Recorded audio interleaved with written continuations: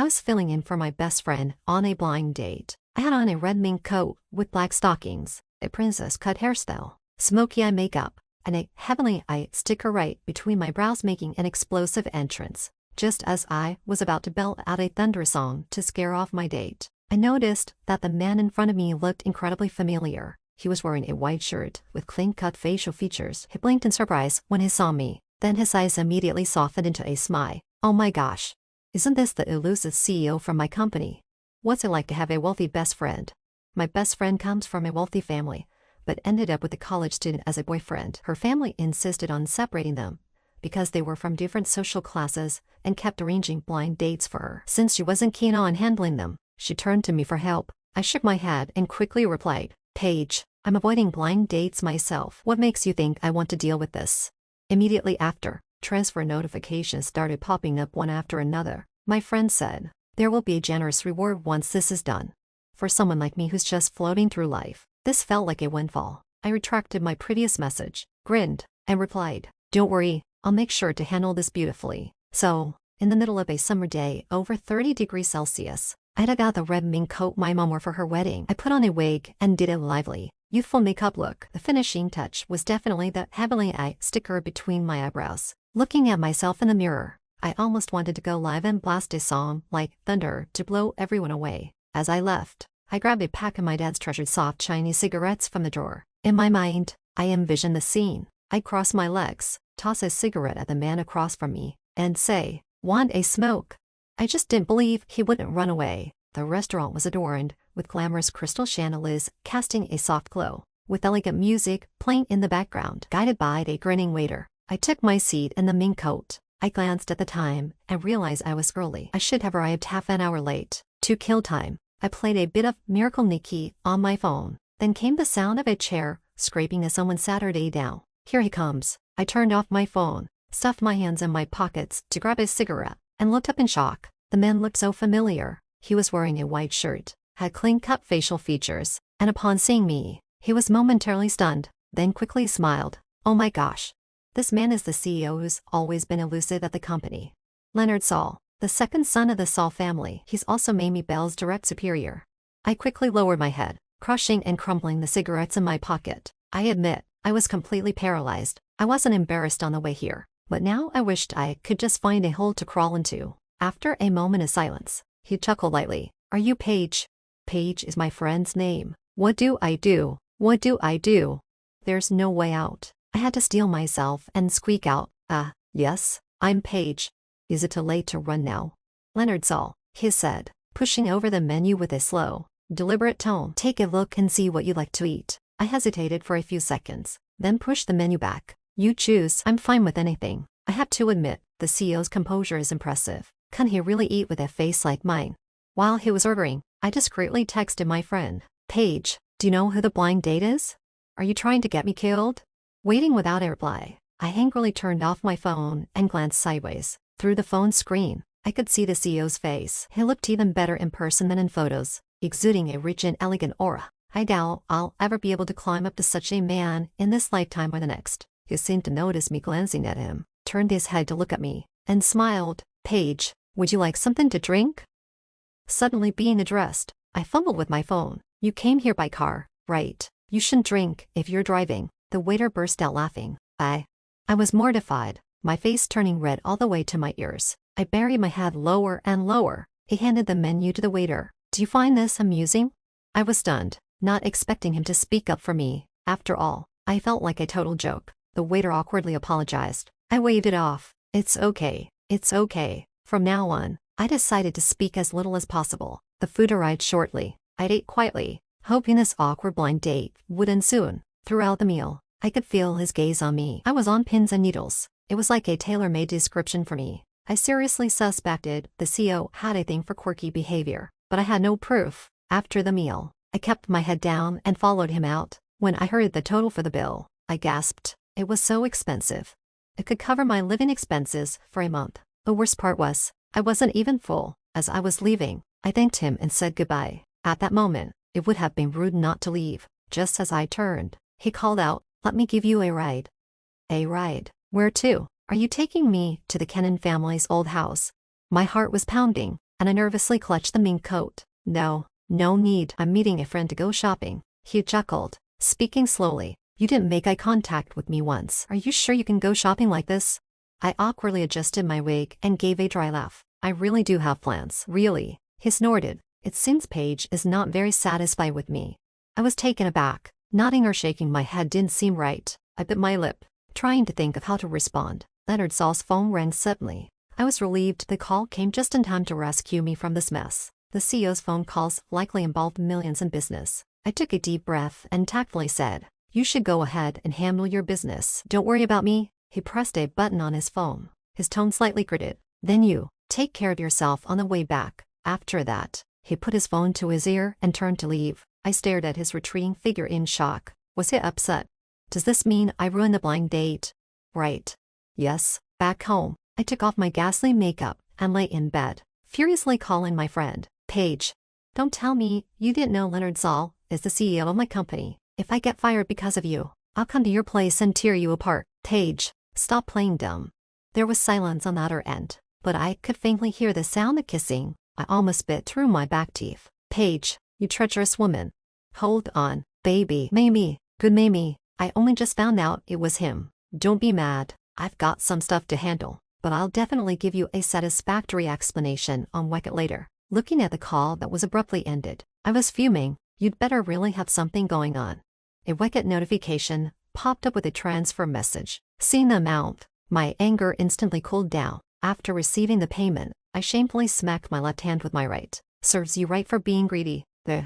I suppose it's not entirely my fault for being greedy. I'm just an ordinary country kid. After graduating from college, I chose Los Angeles. At first, I juggled multiple part-time jobs each day. Later, I unexpectedly got into this company, surviving the internship period through a rigorous election process. Once settled, I rented a two-bedroom apartment and brought my parents from the countryside. I intended for them to rest comfortably. Unfortunately, my parents said they couldn't stay idle after a lifetime of work. Recently, they secretly started working at a factory. I knew it was not that they were restless. They just didn't want to burden me and wanted to save up a bit more for my dowry. At 7 a.m., the alarm went off on time. What's meant to come will come. There's no avoiding it. I got up fully armed, with a hat and mask, heading to the company to continue as a small-time worker. I hoped the heavens would spare me from encountering the big boss. Clocking in, chatting with colleagues. After some intense operation, the manager came over to inform us that the marketing department would have a Monday meeting shortly.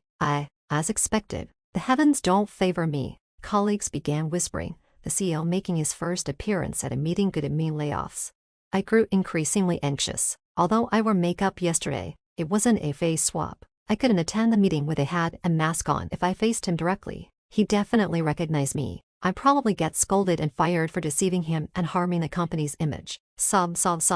I'm at a loss, thoroughly embarrassed. I buried my face in my arms, lamenting. After much consideration, I decided to ask the manager for a half-day sick leave. Better to avoid the situation if possible. As I got out of the elevator, I saw the manager chatting with the new CEO, Leonard Saul. In the hallway, I did a 360-degree spin and desperately pressed the elevator button. "Mamie," the manager called out to me. I felt like exploding on the spot. I pressed my hat down and walked over. "What's up, Gordy? Why are you so bundled up?" Gordy asked, handing me a file. I cursed inwardly. How can you still recognize me? Before I could speak, Gordy continued, "Leonard Saul, are there any special requirements for this batch of interns?" I was speechless. Why give intern files to me and not the HR department? Leonard Saul chuckled. "It's not just about looking energetic. Why does that sound odd?" Gordy waved me off with a question mark on his face. "Take this file to the HR department as Leonard Saul requested." "Got it. Run." What's it like to have a friend who's a total troublemaker? I didn't have to pretend to be busy because the boss had something come up, and the regular meeting was cancelled. I breathed a sigh of relief. During lunch break, some colleagues were eating while others were napping. I ordered a bowl of wonton noodles, and just as I received the delivery, my friend started bombarding me with phone calls. I covered my phone and stepped outside, mocking her. "No more sweetness. Do you still have time to call me?" My friend's voice on the other end was frantic. "Mamie Belle, what did you do?" "Grandpa just called me, saying Leonard Saul is very pleased and wants to meet me at a cafe in an hour." I was stunned, thinking maybe the boss really was interested in me, but then I realized he was probably just trying to get back at me for embarrassing him with my outfit yesterday.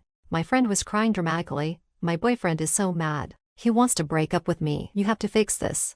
I was furious, stamping my feet. Miss C, give me a break. If I go, I'll surely blow my cover. I think he's deliberately retaliating by asking you out again. No, it's about you. I don't care. I don't care. You're the one who met him first. If you don't go, who will? If Leonard Saul gets angry and comes to my place, we'll both be exposed.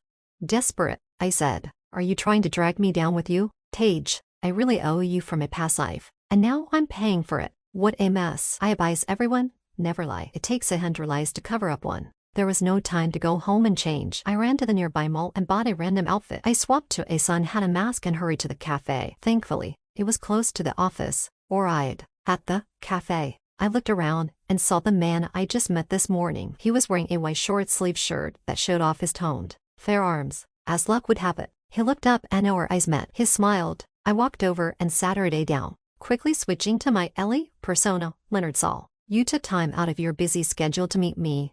Leonard Saul took a sip of his coffee and answered without addressing my question. Has Mr. Kennan been discharged from the hospital yet? What? Why are we talking about this? I improvised. He should be soon. I almost blurted out. How should I know? But caught myself in time. He smiled, dragging out the final sound of his O, and then pointed to the coffee. Don't like this one. Want to try something else? My breath caught, and I knew I had to handle this quickly. Before I could think, I slammed my hand on the table. Instantly, everyone in the cafe turned to look at me.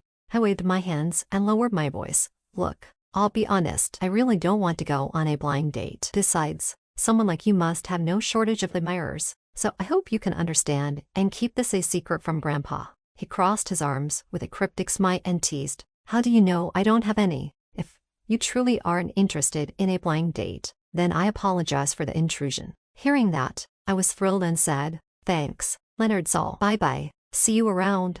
I quickly got up and headed for the exit. Phew, I'm starving. If I don't eat soon, I'll be late for work. I enjoyed a blissful evening off and went back to work with a smile. But the next day at lunch, I knew I had jumped the gun. This guy asked me out again. What on earth is he up to? I was fed up. I yelled into the phone, Paige, this is the last time. At the hot pot restaurant, steam was rising all around. I stood next to him, flaring. He smirked and said, sit down, Tage. To be honest, I really wanted to throw my mask, hat, and sunglasses into the pot and then grab his face, making him see who he's on a blind date with. But I didn't dare. It was my fault for lying in the first place. I kicked a chair and sat her down. Straight to the point, Leonard Saul. I was clear with you yesterday. Why did you ask me out again? I'm seriously losing my mind. Leonard Saul put a slice of lamb into the bowl in front of me and said in a deep, magnetic voice, I just want to know what exactly you're unhappy with about me. I was at a loss for words. High education, handsome, wearing a Patek Philippe watch, driving a Rolls Royce, and decked out in luxury brands. What could I possibly dislike? What I dislike is having to be here instead of you. I'm just a stand-in. Okay. Under his intense gaze, I looked down and fidgeted with my hands. You're great. I just don't measure up. Not true. He stood up, knelt beside me, and said in a coaxing tone, I like the best. I looked at him, my heart racing and my mind going blank. Could he really be into someone like me? I swallowed hard and tentatively asked, Leonard Saul, do you usually like watching chaos? Leonard Saul's face darkened instantly, and he stood up, staring at me. Then he suddenly leaned in close. I panicked and covered my face. I could feel him very close, and he even blew warm air into my ear. What are you thinking about all the time? His voice was low and teasing. By the time I collected myself, he was already back in his seat. I rubbed my itchy ears, cursing myself for being so pathetic. The hot pot restaurant was indeed hot. I could feel sweat starting to bead. Leonard Saul seemed to be in a good mood, enjoying his food. I patted my hungry stomach, feeling bitter. He smiled and looked at me. Are you sure you don't want any? How could I eat? Wearing a vest, how could I? I turned my face away and said stubbornly, nope, fasting. He looked away, took a bite of meat, and nodded with satisfaction. Delicious. I was holding back. On the third day at lunch break, I anxiously waited for Paige's call at the office. Buzz, buzz, buzz, ha ha ha. As clever as I am, turned off my phone. I was so hungry. I lost weight over the past few days. After a busy afternoon, I glanced at my watch. There were still 30 minutes until the end of work. I took off my mask to get some fresh air and turned on my phone. I saw several 60-second voice messages from Paige and a crying emoji. Do you think I listened? After deleting them, I laughed so hard I almost fell over. When I looked up, I met Leonard Saul's gaze at the door. I quickly looked down, put on my mask, and my heart started pounding. My legs were shaking. He hadn't left yet and was in the marketing department when did he arrive. I was so embarrassed. I tried to act calm and glanced up again, only to find that he had already left, disappearing without a trace. I slid over to Carol Fitzgerald's desk and asked, "Carol Fitzgerald, when did Leonard Saul come by?" She touched up her lipstick and said, "He just came to pick up a document and then left." I was confused. What kind of document would require him to come in person? Carol Fitzgerald checked her reflection in the mirror and said, You know, now that you mention it, it is odd. Maybe he came to see if someone in our department caught his eye." She looked at me confidently. Could it be me? I heard age gap relationships are trending. I was awkwardly silent for a moment and finally pointed out, "Carol Fitzgerald, your son is already 5. Ha ha ha, I almost forgot." In the supermarket, after a shower, I went downstairs with a shopping bag, waiting for discounted ingredients to prepare dinner. Suddenly, I heard a surprised voice behind me. "Oh, isn't this Mamie Belle?" I stiffened at the sound. Viola Owen, with her boyfriend, walked up to me, looking at me with disdain. In college, Viola Owen and I were roommates. She always looked down on me and bullied me. She framed me for stealing her makeup and spread false accusations on campus forums. The outrageous part was that everyone sided with her, and I became the campus joke. I couldn't believe she hadn't changed at all over the years. Viola Owen pointed at the bag I was holding and taunted. "No way. After all these years, you're still struggling. TSK, TSK, TSK. If it's really that bad, should I have my boyfriend introduce you to an older man? As long as you listen obediently, have a couple of kids, you won't have to worry about food and drink." Done. I rolled up my sleeves, ready to explode. Suddenly, a man's hand landed on my shoulder and pulled me into a hug. I looked up, ready to fight back, only to see it was Leonard Saul. I felt like a puppet as Leonard Saul dragged me to the parking lot and shoved me into his luxury car. I was stuck, unable to escape. He tapped the steering wheel a few times and said, "Address." My nerves got the best of me, and I blurted out, "Eastern Garden Community, Building 25, Room 703. Luckily, I reacted quickly and added that I was going to a friend's house. I huddled close to the car door, gripping the seatbelt tightly, and my mind started racing. How much did he actually hear from what Viola Owen said earlier? What if he asks me about it later? How am I going to explain that? The car sped along in silence. This was seriously messing with my head. Eventually, I couldn't take it anymore and tentatively asked, "So, how did you end up at the supermarket? Did you hear that crazy woman rambling on earlier?" Leonard Saul glanced at me before turning his gaze back to the road. "Did you want me to hear it or not?" Avoiding his eyes, I pressed my face against the car window and stayed silent. I felt like I'd lost my cover. The word foolish probably fits me perfectly. Outside the car window, raindrops began to fall. I unfastened my seatbelt and tentatively said, "Well, I'll get going then. Thanks for the ride." Leonard Saul leaned back in his seat, looked at me, and gave a cryptic smile. Even though he said nothing, it felt like he said everything. I swallowed hard as I got out of the car and was about to sprint away. "Mamie Belle," I frowned. See, he heard me. He was going to make things worse. I ran as fast as I could, but why did my legs feel so weak? Why couldn't I move? Leonard Saul got out of the car, opened an umbrella, and walked over to me, gently tucking a wet strand of hair behind my ear. He smiled and said, "Looks like you didn't know Paige was grounded yesterday." I was shocked. "So you knew yesterday that I wasn't Paige?" He tilted his head and smirked. "I see all the resumes that come through the company, and there's a 1-inch photo of you on file. And also, Mr. Cannon wasn't hospitalized at all. He played golf with me yesterday." My mind flashed back to the events at the restaurant, coffee shop, and hot pot place, and I nearly had a heart attack. "So you knew from the beginning and deliberately didn't reveal it. You." He snapped his fingers against my forehead and said sternly, "So it's okay for you to lie to me, but I can tease you a little." Damn, what a devious man. Leonard Saul leaned in closer, his eyes filled with amusement. I recoiled in shock and asked, "What are you doing?" He placed his hands on my waist and leaned in, saying, "You know my family is pressuring me to get married. I think you're quite suitable. What do you think?" "I don't care what you think. I want to know what I think." I threw my yogurt on the ground and slapped his face. "Leonard Saul, snap out of it." "Mamie, is this handsome guy your boyfriend?" A voice came from behind us. It was my mom. I shook my head, trying to explain. Hello, I'm Leonard." "Oh, wonderful. Leonard, come upstairs. I've just bought a lot of groceries." My mom refers to the heir of the Saul family as just Leonard Saul. "I'm toast. thanks, at my house, at the dinner table. I looked at my mom, who had a beaming smile, and my dad, who looked very pleased, and then Leonard Saul, sitting upright beside me. My dad stood up and rummaged through a drawer. I'm sure I had a box of Jonwa cigarettes here. Where did it go? In my mom's fur coat pocket. My dad turned and quickly handed me $100, saying, go downstairs and get Leonard 2 boxes of good cigarettes. I'm eating dinner, Dad. Leonard Saul took my left hand and said with a smile, no need, Uncle. I don't smoke. My face flushed bright red. I tried to pull my hand away, but he held it even tighter. Is he serious?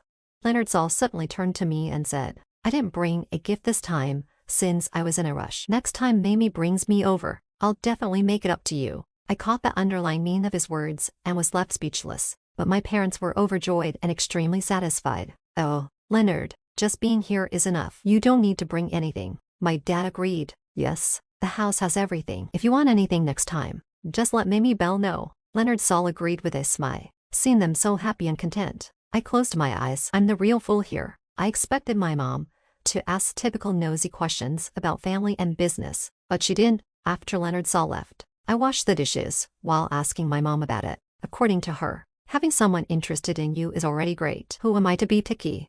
Sigh. My mom confirmed. About half an hour later, a message popped up on Wicket. Leonard Saul, I'm home. Leonard Saul, consider what I told you and give me a reply. I remembered earlier when he had me pinned against the wall, whispering sweet nothings in my ear, biting my shoulder, and coaxing me into adding him on Wicket. My face flushed red and hot. To say I wasn't moved would be lying, but aren't wealthy families all about social standing? Isn't Paige a perfect example? I'm going crazy, completely crazy, but I remained rational and decided I'd take a leave tomorrow and hide for a few days. The next morning, I went to the manager's office to request sick leave. To my surprise, Leonard Saul was there too and, citing work reasons, insisted I accompany him to the president's office. Taking sick leave without being sick. Leonard Saul pushed me into the boss's chair and stared at me. Is it because I teased you the other day and you're upset? I wasn't exactly upset. I was in the wrong from the start. I shook my head, remaining silent. He loosened his tie with one hand, his Adam's apple moving slightly, and his gaze darkened. So, you're avoiding me? I lost my composure. His actions hit a nerve. I realized I was not only materialistic but also damn attracted to him. Are you saying you don't have any feelings for me? He leaned close to my lips. Do you want to be with me or not? Yes. Yes, I was tempted and closed my eyes. Leaning in, the door suddenly opened and closed again. Why do these embarrassing social death moments always happen to me? Leonard Saul, did you push another arranged marriage? The tone made it clear it was his mother. I stood up quickly and was done when I saw his mother's face. Leonard Saul's mother came excitedly and shook my hand. Oh my, what a coincidence. I didn't expect you to be my daughter-in-law. She then turned and patted Leonard Saul. You naughty boy, not bringing your girlfriend home. I thought you were gay. Wait, is that something I'm supposed to hear? Leonard Saul chuckled and said, I didn't have a chance. Do you know each other?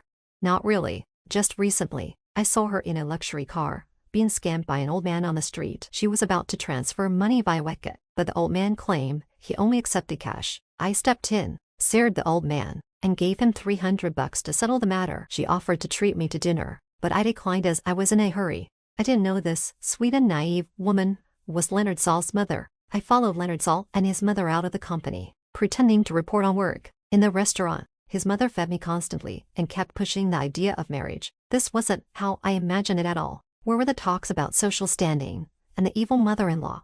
After his mother left, Leonard Saul and I went back to the company. As we neared the office, I asked him to drop me off by the roadside. To avoid office gossip, I requested to keep our relationship a secret. Leonard Saul leaned in, his breath heavy. If I agreed to keep it quiet, don't you think I deserve a little reward?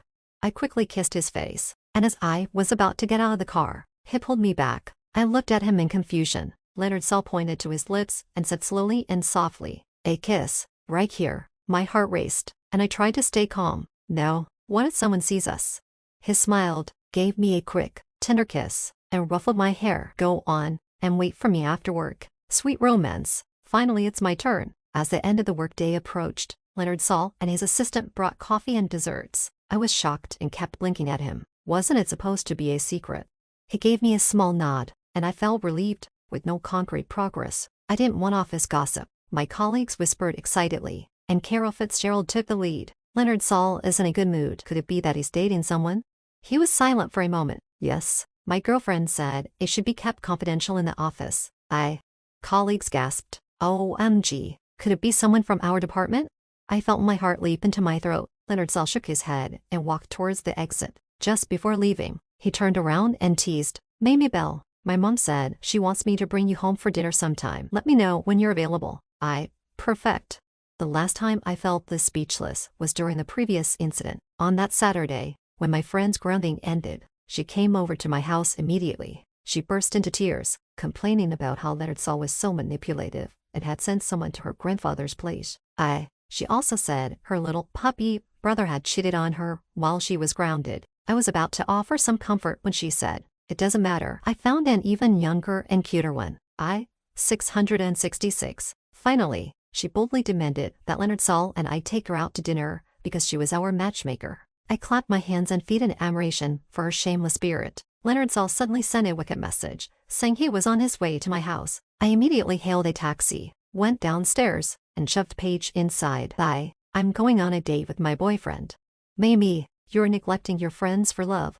Thanks to you, master. I thought it would be a simple dinner date, but when I opened the door, the room was packed with people. I had never seen so many people in my life. Just as I was about to apologize for entering the wrong room, I saw Leonard Saul's mother coming over with a big smile on her face. Before I knew it, I was surrounded. Leonard Saul's relatives were all grinning from ear to ear, showering me with bread and Villapassoni after another until my hands were sore from receiving them. I finished the meal in a daze, and then trudged back home with a heavy bag on my back. As I was getting out of the car, Leonard Saul leaned in and rubbed his cheek against my neck, saying, Aren't you happy to meet my family?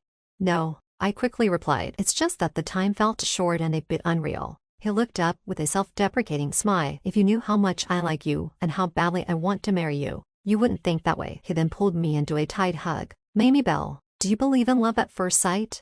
My mouth twitched and my eyelid fluttered. I didn't expect you to have such peculiar tastes. He stiffened for a moment. What are you thinking? The first time I saw you, you were slacking off and dancing at the office. Me, alright, enough already. I'm getting annoyed.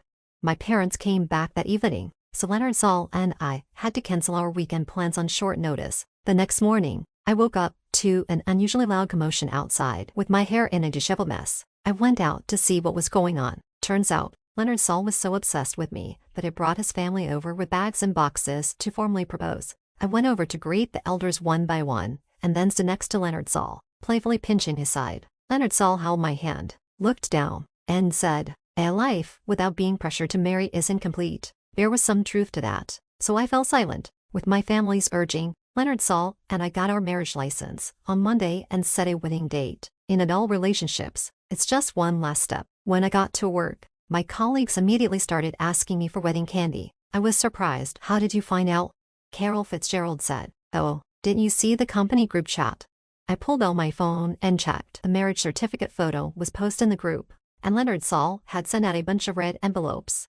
I turned and went upstairs to find Leonard Saul, wondering why I didn't get a personal envelope. But as soon as I walked in, the man scooped me up and started kissing me until my legs went weak. He put my clothes aside, slipped a huge diamond ring on my finger, and said in a hoarse voice, If Leonard is going to marry you, he's not going to hide anything. Well, now he's got that domineering CEO vibe. Post-wedding epilogue. After the wedding, Leonard Saul and I planned a honeymoon trip. The day before we left, Paige mischievously packed a set of very revealing pajamas and some boxes of unknown brand of ultra-thin products into my suitcase. I blushed as I pulled the items out, threw them at her, and gave her a good talking to, calling her filthy and full of dirty thoughts. But not long after, I regretted it. Leonard Saul and I had booked a seaside room. On the first day, we were so exhausted from playing that I curled up in his arms and fell asleep. The next day, we watched a movie together and then went to sleep again. I began to wonder if it was because I wasn't attractive enough for him to be excited.